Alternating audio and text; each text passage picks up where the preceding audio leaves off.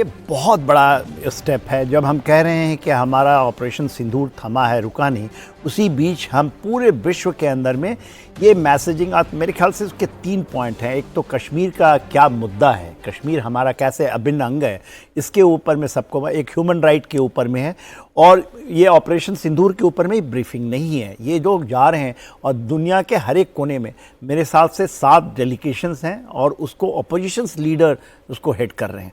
तो एक भारत की जो एक डेमोक्रेटिक प्रोसेस का ये हिस्सा है जो कि साथ हैं। हाँ, कुछ लोगों का जैसे शशि थरूर के नाम पे इतराज़ हो रहा है कांग्रेस के, वो कांग्रेस के बहुत बड़े नेता हैं और उनका चयन क्यों हुआ? देखिए, यूएन में भी रहे हैं, वो यूनाइटेड नेशंस के अंदर रहे हैं, उनकी एक अपनी पकड़ है जिस तरह से, और ख़ास करके यूरोप में वो 2 जगह जा रहे हैं, तो बात उसके ऊपर में ज़्यादा चर्चाएं हो रही हैं कि क्यों सेलेक्ट किया गया। हमने 4 नाम देखे थे तो उसमें नहीं।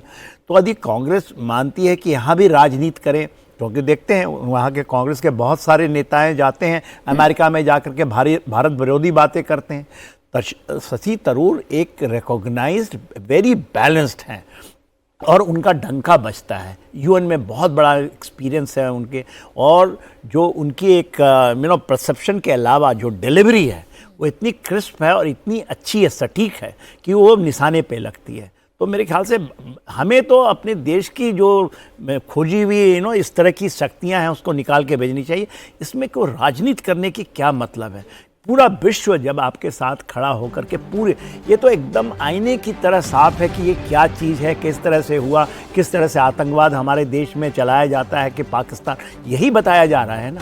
कश्मीर हमारा अभिन्न अंग है, इसकी बात हो रही है। कैसे ह्यूमन राइट, यदि आप बताइए कि 22 अप्रैल के अंदर में जो जघन्य अपराध किया 26 लोगों का, वो यदि उसके बारे में आप खुलकर बताएंगे, यही चीज़ें बताने जा रहे हैं, तो कोई ऑपरेशन की हमने ये किया, हमने ये मारा, ये नहीं ब्रीफिंग है। इसकी ब्रीफिंग दूसरी है, जैसा मैंने पढ़ा है कि इनको क्या टर्म्स ऑफ रेफरेंस दिया गया है। तो मेरा तो यही अनुरोध है अपोजिशन पार्टी से कि फॉर गॉड सेक, अभी बहुत टेस्टिंग टाइम है, ये एक बहुत लंबी लड़ाई है और भारत को जियो स्ट्रैटेजिकली इमर्ज आउट करना है। हमें अदर नंबर 1 पोजीशंस में जाना है, चाहे इकोनॉमिकली, स्ट्रैटेजिकली और जो जियो पॉलिटिकल सिस्टम से, तो हमें मिल के चलना पड़ेगा। और एक बहुत सोचा समझा हमारे जो आज की जो सत्ताधारी लोग हैं उनकी है कि इनको बागडोर समझ के आप चाहे बताएं।